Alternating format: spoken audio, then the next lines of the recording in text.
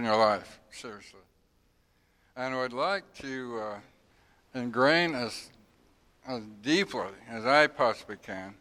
And just talking to you about some of the things that's happened to us over the years, about 15 years for me. Larry's been in this business for about 30 years. Mike's been in about 64. He told me that's how old he was. So, and I've been trying to win souls all my life. And believe me, I have probably ran off more people than I've ever got back after I finally learned something that worked. Have you ever experienced that the agony and the aggravation that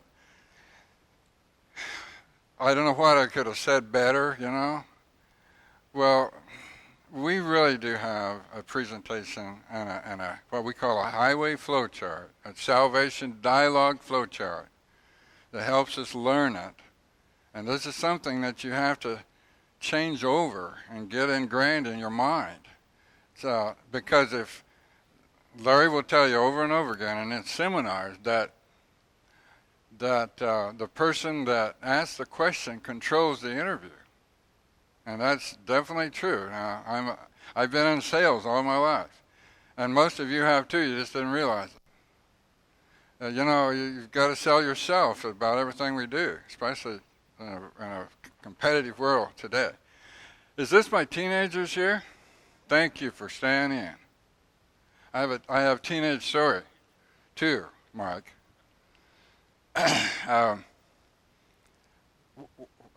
Let's go ahead and pass those out. There are several things we can do to really make this campaign and jumpstart this campaign and give you an experience that you won't forget, and it'll put you into a soul-winning mode. So it's called a Most Wanted. Or actually, I have changed that once, and it got put back Most Wanted because that's the old dialogue. But I call it the Most Precious List. Why not? Because if we want to carry out the commission, by the way, some folks don't really think we have a commission, but I've been told about this congregation already, and y'all think you do. And that's obviously why you have enlisted the help of some of us that's all we've been doing for the last 15, 20 years, is trying to learn how to get the attention of a person to where they'll actually listen to the gospel story. So we don't have the fire thing like Peter did, you know. That's we got to give that up. So all we can do is think with our minds that God gave us. How do we approach people so that they'll not argue? That's the point I want to make. You can't. Now listen, I used to argue. If you wanted an argument about the church, I was the guy, and I didn't lose an argument. I didn't win any souls, but I didn't lose an argument. That's what my wife told me, and I think she was right, really. So, the Most Wanted is a way that you can think about some of your friends. Maybe it's your mom and dad, maybe it's your daughter, maybe it's your son, maybe it's a friend, a relative of some kind, a cousin somewhere in this area, that we can, do we have enough of those? Because I left the rest of them. That you can go with us. In fact, that's how we want it.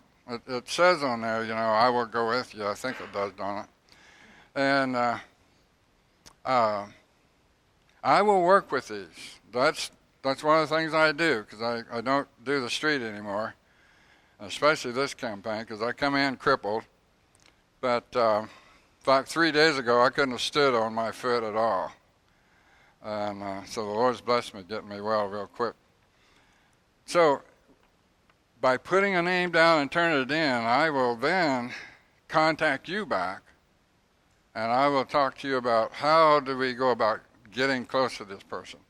And I want to tell you right off the hand, we're not gonna get them all. We won't even be able to call on them all.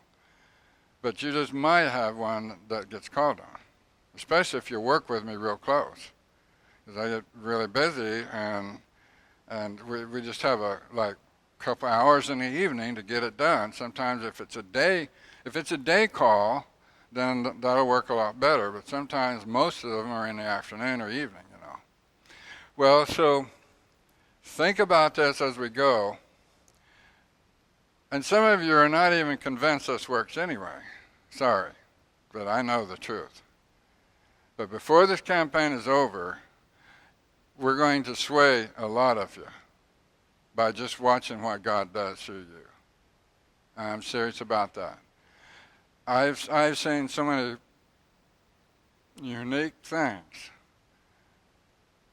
You know, there's a lot of people out there. I was sitting in a restaurant tonight, just watching people walk around, and I remembered how Jesus felt about people, that they are lost and without a Savior.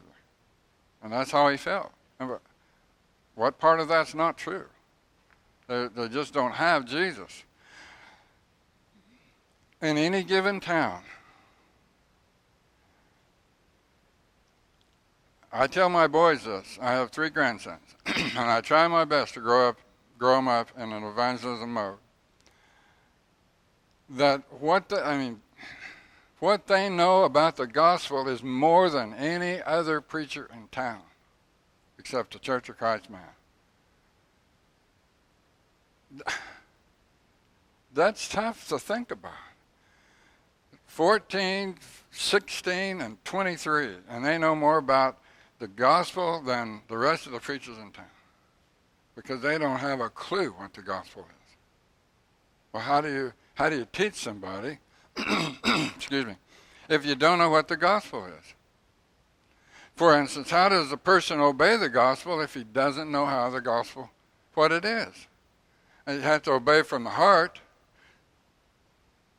If you don't know what the gospel is, how is he obeying from the heart? So these are realities that we have to face and do our best to do something about it. So the salvation dialogue flowchart will teach us how to talk to a person. That's a bad word. Talk with a person. You don't talk to people. You shouldn't. Right. You talk with them, and you carry on a conversation. And if you do that, you won't get in arguments, and they won't ask questions that you will be have a hard time of answering. You know what one of the biggest scare problem tactics that Satan uses is he teaches people that if you get out there, you're going to get asked a question you can't answer, and you're going to get embarrassed. And I'm telling you, that's probably the worst one right there. And so we don't do it because we don't want to get embarrassed. I don't care, but most of you don't want to be embarrassed. I embarrass myself all the time. Thinking of a story. We did a campaign in a place called Marble Falls, Texas. You know about it? You know? And I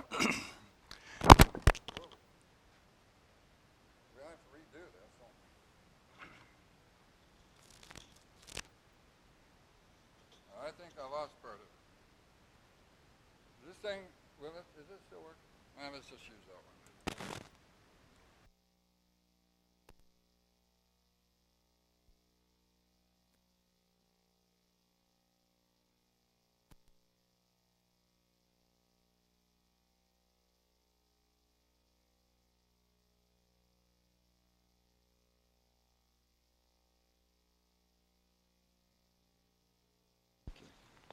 Yeah, that turned it out. There we go. What we're going to do is we're just going to put that in your pocket. Oh, yeah, that's okay. Thank you. Now, it's way out here, isn't it? That's probably more microphone than he needs. But All right, back to the story. Marble Falls, Texas. Works, huh? The teenagers had been taught by a real good friend of ours, Ricaire. He was the son of one of our very best soul winners. And some of the adults didn't really think this would work. But because he knew what his mom did, and she was one of my favorites. And so the teenagers challenged the adults that they'd win more souls than the adults would. Well, right off the start, the very first day, one of them had a friend, and they taught her and baptized her that morning, the very first morning of the campaign. She was like 17 years old. And so she goes home with her Bible now. She has a new Bible, a little New Testament Bible, and converted her grandmother that afternoon. The first time she had ever done anything like that, converted her grandmother. So you can do this. Don't think you can't do this. So it's never too young to start. That's one of my favorite stories. It really is. Touches my heart. Because we really hide behind a screen that's invisible from that side, but we can't see through it. We just don't want to look through that. So what I'm trying to convince you of is if you present yourself as an open-minded, interested person in the other person by asking questions. Now I'm not going to go into how you use the flow chart. I want to suggest that as you watch the cadre in their operation, you'll see them asking a question and then follow it up with another question. And so you never want to start presenting the gospel like I want to. I love to present the gospel. But you can't do that until you earn the right to talk to these people. See, okay, for instance, now Mike, he gets the curtain call. So he's up there and he doesn't hold back because y'all come in to hear him. But when you're out there on the street, you're invading their atmosphere. And some of them really don't like it until you warm them up a little bit. And some of them won't warm up at all. That's 1 out of 3. Actually, Mike and I have talked quite a bit about this today. I think one of our last big campaigns was, what did I tell you it was? Carlsbad, New Mexico, where the big cave is. And my wife was sick, and we had to pull out of that one. But I did that campaign via computer and Google Earth, and gave it to Bill, and he finished it up. In that length of time, 10 days, they had 83 baptisms. It kind of reminds me of a story we talked about today.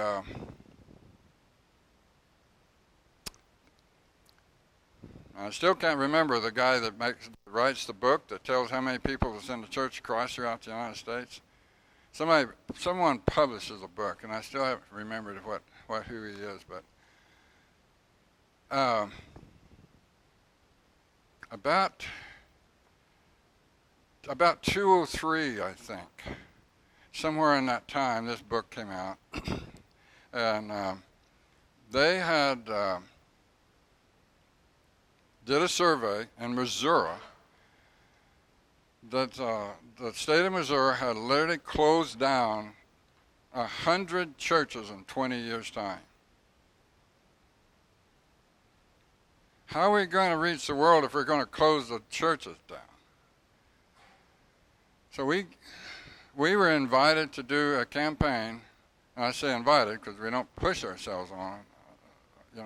As I drive down the highway, sometimes I see an area that I say, boy, I'd sure like to do a campaign here because I can see those houses really look good. Like Joe today, I said, boy, Joe, those houses look good. And he didn't, I don't know, sure he knew what I was talking about. The houses look good, but the surroundings, the people that I know that we're going to see in some of those houses are people that are going to listen to the gospel. And if you can get if I'm telling you, by the average, nationwide, in that campaign in Carlsbad, there was, out of 2 presentations, 1 obeyed the gospel. 1 out of 2. Now, I thought it was really good when it got down to 1 in 6. And then it went to 5, 1 in 5, 1 in 3. And 1 and 2 was the best one we've ever had. But it was a large congregation, and it was just, people just wanted the Lord. Connecticut, Waterbury, whoever thought about doing a campaign in Waterbury, Connecticut? We had 1 in 6. 1 in 6 people that studied the gospel with us obeyed the gospel. 1 in 6. I was told, and I know what group it is, and bless their hearts. If they're out there doing something, let's praise them highly. But their record is 1 in 20, and it's the best one I know of. 1 in 20. There was a campaign in Parkersburg, West Virginia, 3 years ago. I did not go there. I don't like to work campaigns that I don't produce. I have my way of doing things, and I think we do it better than what I see. But I was invited to participate, and I thought, in fact, I was invited to help them put it together. I've only been doing it for 15 years. I should probably be able to get one together, but they declined that opportunity. So about 11 of our people went over there to help them. And the first week, they were actually prohibited from using our approach and presentation. But when a certain guy found out about it, well, he made a change. And the second week, our 11 people baptized 13 people. There was 15 people obeyed the gospel in the entire campaign, and there was 1,200 people participated in it. Something was really going wrong between doing something and doing something right. Or with it's proven to work. You're not supposed to be able to do a campaign in California. Did you know that? Well, this is our first time up here, but I'm not worried. The Lord always wins out. But the last one we did there was 1 in 5. We baptized 1 in 5 people of every one we talked to. The preacher there, his name's John Rowe, by chance. Didn't know him. He told us then, which is 4 years ago at least, that he said, I have baptized 400 people using this approach. We had a campaign 2 years after that, which just occurred, I believe, last spring, not this past spring, a year ago. And he said that he had baptized I've baptized 800 people using this dialogue. I'm trying to tell you that if you use this thing, even halfway right, I'm kind of like the blind hog gets an acorn once in a while. But seriously, if you learn how to do this and just get out of your comfort zone, talk about the gospel, you'll find people wanting to hear it. God will use you if you just get out there. In so many different ways. It's incredible. So couple of things I remember, a couple more things I remember, is just how God really uses you. Let me look over the audience here. Is Clarence here?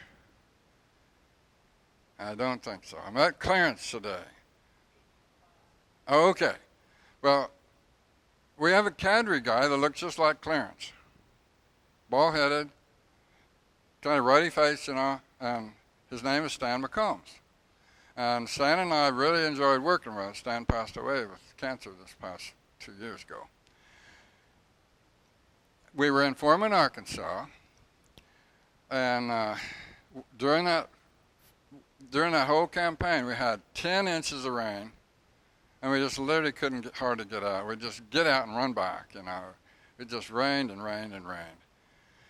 So it was raining one day, and we were all just fit to be tied, wanting to get out there. And I had baptized a family who had a sister that made the best hamburgers you ever tasted in your life. And so I got acquainted with her, and I asked her the question, and I went down to the cafe to find out when she'd be home, and she was home at that time. So we went up there to talk to her.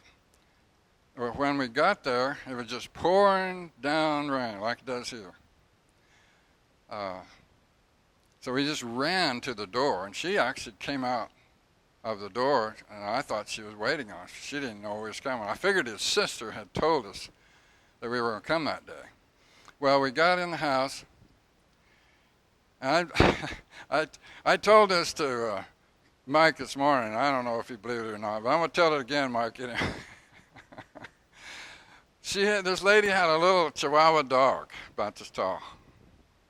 Now this is how God works. He wants people saved. And that little dog did not like either one of us, and especially didn't like Stan. And every time Stan would open his mouth to talk, the dog started yapping, just as yapping as loud as he could, and wouldn't let us talk. So I asked Stan, I said, Stan, you're going to have to lead a prayer. And while he was praying, I was asking, Lord, I know you want this lady saved, but I can't do anything till you shut this dog up. And I'm not kidding you. I was sitting in the divan, and that dog looked up at me and hopped up on the divan and laid down behind my shoulders on that divan. We presented the gospel to her and took her back to the building and baptized her that day. So I don't understand that, but I know we have a new sister because of it. It's just totally incredible how God will lead you. If you go out there and learn how to do this, God will use you. If you don't want to be used, then don't do this. Maybe that's the way to put it. You see? We had a situation where, see, I'm used to winning souls. I really enjoy that. And I was working this campaign and I wasn't getting anywhere. I couldn't find anybody at home. This was Leander, Texas. How about that one? You know that one? Pretty good sized church though. I think it was about like this.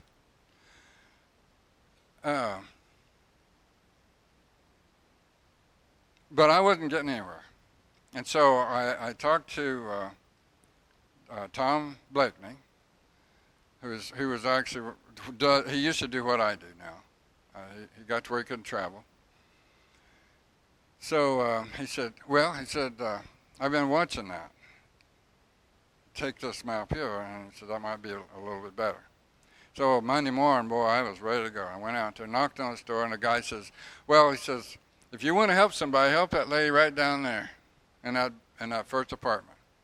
So I went down there right away. I didn't argue with this guy at all. I just says, thank you, we'll be back. And we did go back, actually. That guy was hauled off to the hospital, and I never get to see him anymore. But as I knocked this next door, I heard someone say, come on in. That's something you don't really want to do. I mean, It's kind of you kind of take half steps when you don't know what the house is. But I could see that it looked as if someone was in the bedroom on a hospital bed. So, because he had warned me, he said, I think she's an invalid. Well, she was pretty much. We got down there, and I asked her the question, and she said, well, it bothers me all the time I think about it. But I said, well, tell me your story. Then I went through the dialogue that we do, asking her the questions. And so see, sometimes we have a step of questions. But a lot of times you don't have to ask those questions because they actually answer them before you ask them. But you do have to know what the questions are to find out where you are in this interview, which just simply makes sense. So we did all that. And I said, well, I wasn't saved quite like that. I'd love to tell you my story. She says, I'd love that. Well, of course, she had no company. The only people she ever saw was somebody who brought food. And so, you understand that. So I for what it's worth, I'm going ahead and going to this presentation. And when we got to the end of the presentation, she's ready to obey the gospel. Now, I want to tell you about this. She was a rather large lady. She just weighed just a little under 600 pounds. A formidable problem. And I mean, I tried every idea. I'm a mechanical guy, and I can figure out and build just about anything you can do with a blowtorch. But getting that lady baptized was another story. First of all, we were going to put her in a motorcycle trailer and put her wheelchair in that and take her down to one of the members' big swimming pool, and we were just all going to jump in with that thing and just, anything to get it done. And she was for it. She didn't care. And then one idea, she said, why don't you lay my bed? The fire department had a board. This was a board, a door, big wide door, that they had put handles on the outside edges so you could hold it. And that's actually how we baptized her eventually. But she was willing for us to lay that board on a boat trailer and back her into the water. She understood what obeying the gospel was, although they had told her that she was saved. But she had decided that that was not the truth, and she wanted to obey the gospel. So the deacons there were all voluntary firemen. So they came up with this idea. It's harebrained. I thought, boy, that's crazy. They said, so they had this West Texas, the fires are all the time, And so they have this big collapsible tank that they take out to the field, and it's about this tall, and holds 13,000 gallon water. And that's what their truck holds. And dump it in there, and then they go back and get another one. And then the smaller trucks then spray the fires. So they thought that was a perfect idea. We're going to put that thing up in the living room, and then we'll pump that water out of the truck into that tank. And I said, oh no, you're not going to do that. You can't put something like that. It'd crush the house. Well, it really wouldn't have. It was cement floor anyway. But I just couldn't see this big tank. It was about 12 by 12, full of water, this much water in that lady's house. So I said, can we figure out something else? And I said, well, you said to get it done. And also they said, don't worry about it. It's going to be warm water. We parked the fire truck in a barn, and it's heated, and so it's going to be nice and warm. So, well, that's better. So I said, why don't we put it outside the door and then fill it up? Okay, that's great. So they did that. The only problem, they had a fire that night. And they used all the warm water and then filled it up with cold water. So when I stuck my hand in that water, it was like, oh, I couldn't believe it. So Vera Rodriguez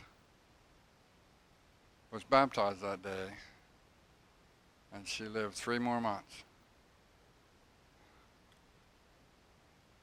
Because we were determined that she had a right to heaven.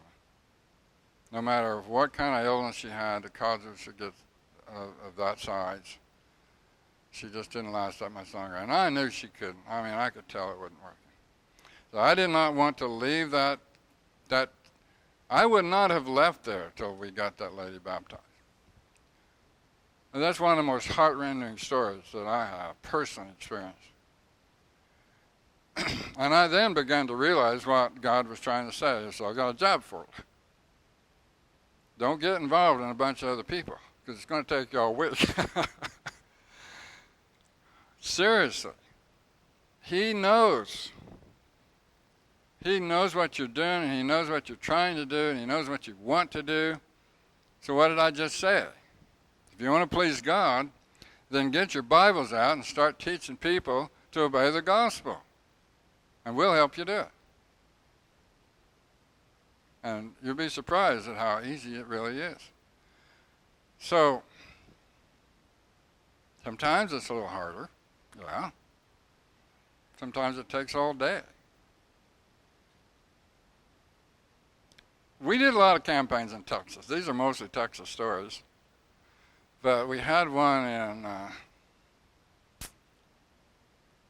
Magnolia. How about that one? You know where Magnolia is? Okay. All kind of crazy things happened that week. We had a cold front come through, and it was in January, and it's normally warm all over Texas. It don't make any difference what month it is, but it was 19 degrees. And so I actually got laryngitis. I got to where I couldn't talk. Now that's not good for me.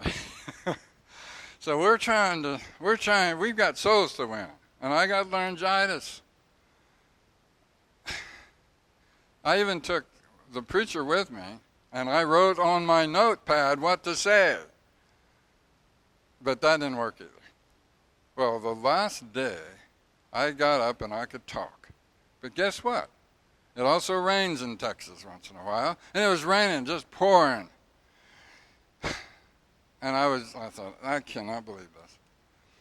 So I asked for volunteers from our cadre. Who wants to go with me? We're going to find someone to teach today.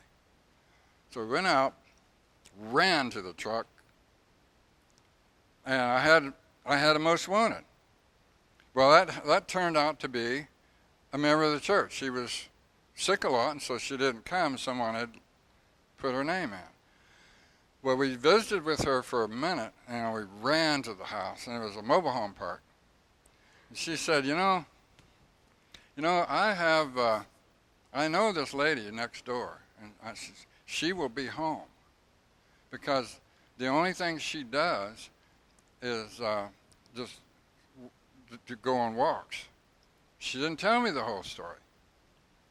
So we ran over here, and knocked on the door, and it was raining so hard over this roof, like you couldn't even hear what you said. So she was going like that, and I was going like that, and so she just says to come on in, because you couldn't hear. Later she told the story that she said, I knew I'd get rid of him real quick anyway. Well, it turned out she was a JW. And so she thought, when I tell my story, they'll leave. But I didn't leave. It was 10:30 when I knocked that door. And it was 4 o'clock when she said, I want to obey the gospel.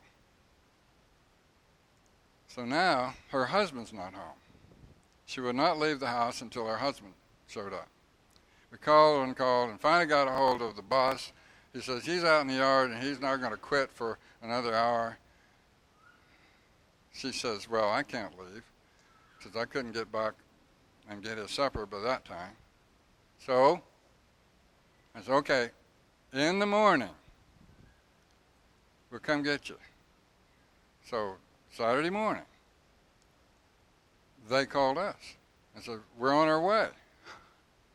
You're kidding me. I mean, I couldn't believe it. This was happening. That lady comes in, obeys the gospel. Just as pretty as you please. And you've never seen a more happy lady in your life. That she had been told that there's no chance. Her goal was to go to heaven. She didn't care what they did. She really wanted to go to heaven, even though they told her that you couldn't go to heaven. And so that was my key. Why can't you go to heaven? Why, if you want to, why don't you ask God? And so she kept dragging books out. Oh, we had a stack of books on a table that high. And I said, well, I got an idea. What if we just both used one book? What if we just used God's Word? She says, okay. It was just real easy after a while, after 2 hours, wearing down. But that was a fun day. It really was. That's what I mean by if you want to win souls, you just learn how to do this. And frankly, I think you should learn how to win souls. I think God wish you would learn how to win souls. Because you never know what you can do. I've watched people all the time emerge from the most unlikely gospel preacher that you'd ever think that you could meet. Some years ago, a little gal was baptized in Kentucky, and I can't remember the town. And she was a faith alone, and that's kind of a hard one to handle as a general rule anyway. But she was convinced that that was the right thing to do. So, but the little gal didn't have any money. She lived on $50 a month. I don't know how it worked out. I don't. Nancy was about this tall. And I'm telling you now this story to emphasize how God uses people. Not to belittle Nancy Wimberly, but because she's just one of my favorite people. You know what a Brittany Spaniel dog is? It's a little dog about this tall that just goes like that all over the brush and spooks out pheasants and quail. That's what I call Nancy, because that's how she worked. Bless her heart, she had no money to care for herself much. Her eyes, one was blind, the other one was cross-eyed out. And when you looked at her, see, I mean, I knew her, and it was difficult for me to handle that. And now, feature, she's going to knock the door, and you're going to open the door, and you're going to see this little lady about this tall, and her hair just sticks out like this. And they're going to try to figure out how to look at her. And she wanted to learn how to do this. I thought, no, Nancy, can't you think of something else you'd rather do? I mean, we've got a lot of things we can do if you want to come with a campaign. I want to learn how to win souls. All right, Nancy, let's do it. So we study, and she wants to go out with me because I guess I'm that kind of guy. So we go out, and I thought, oh, we got a long way to go. So we used to do 2 and 3 campaigns at once. I mean, we used to be so busy. I wish we could get that busy anymore. I don't know if I'd handle it or not, but Nancy got with the other group, because her support was coming from Kentucky. And so she traveled with them, and I never saw her for a couple of campaigns. So one time I got a call from one of the other guys that was doing a campaign, and he said, he used to preach in Gillette too. So he said, we got 4 days before the campaign starts, and we've already had 3 baptisms. He said, I bet you can't guess who did it. And I thought, that's a loaded question, sure as the world. And I knew who was there. I knew what cadre had already arrived yet. And I said, it was Nancy Wimberly, isn't it? He said, well, how did you know that? I said, well, it was a loaded question. It was time, and it was the way you said it. And I could not believe that she had already baptized 3 people. And that little gal would baptize 3 and 4 people at every campaign, I don't care where we were. The ladies began to do her hair, kind of push it down a little bit, and buy her a dress or 2. She had 1 dress when she came to the campaign. And we have all of this stuff to deal with the things that we want to do.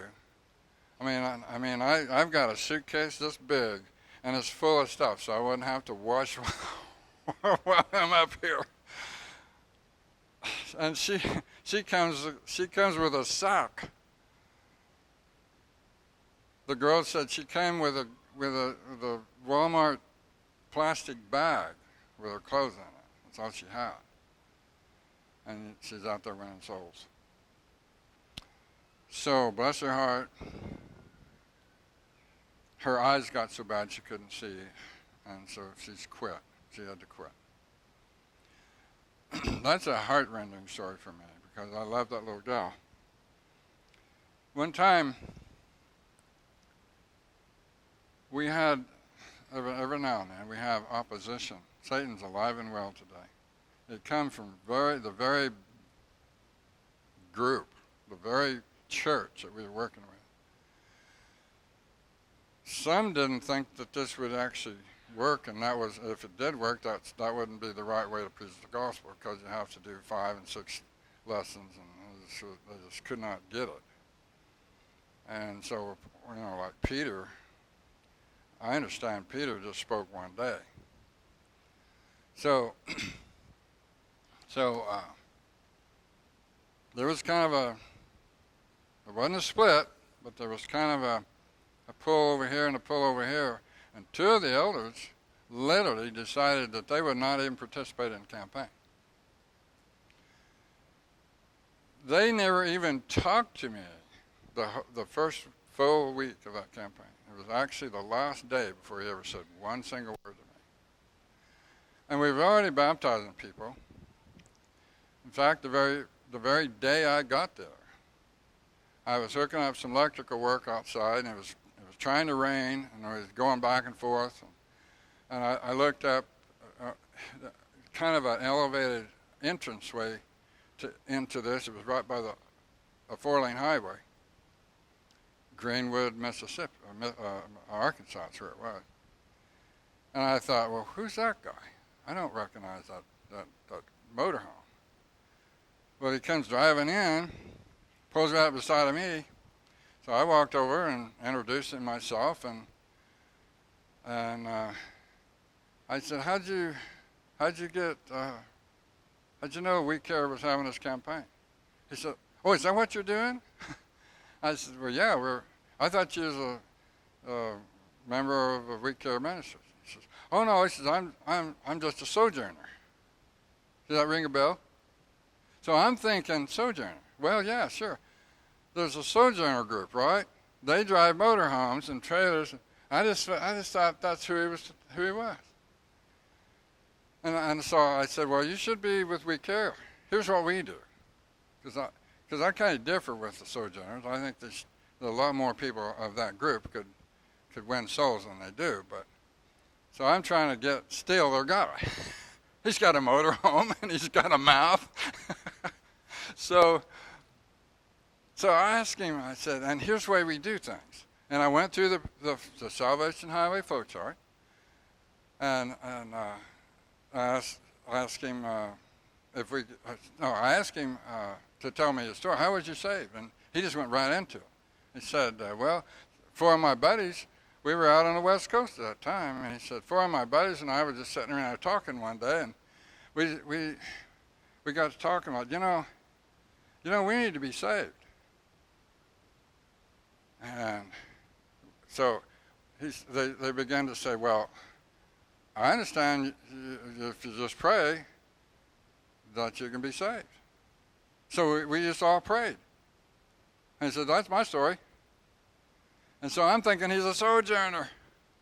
And I said, well, that's a good story. I said, I'd love to tell you mine. Why don't we go in the building, though, because I think it's trying to rain on us. And about 40 minutes later, we had a new brother. And this guy gets in his motorhome with a packet of Bibles. He said, I got to see my daughter right away. And he took off up the highway to see his daughter, to teach her the gospel. So you have a sojourner running around out there, and I don't know where he is now, but I'd like to run into him. I hope I run into him in heaven. Well, I don't know how much time we've got here. I don't see a clock or anything, so who's got... I've been rattling for a while. I'm sorry? Is it time? Cut it off? All right, everybody got most wanted cards ready to go? What if you just leave them on the back pew somewhere as you go out? Or you can bring them up here, but make sure I get them, okay? Or you could collect them, whatever you want to do. Thank you very much for being so patient. We start this campaign. Mike gets a day off Sunday. Larry's supposed to be in Thursday. If the plane comes in, why? We'll get Larry West up here, and that'll be good. Thank you all. We love you dearly.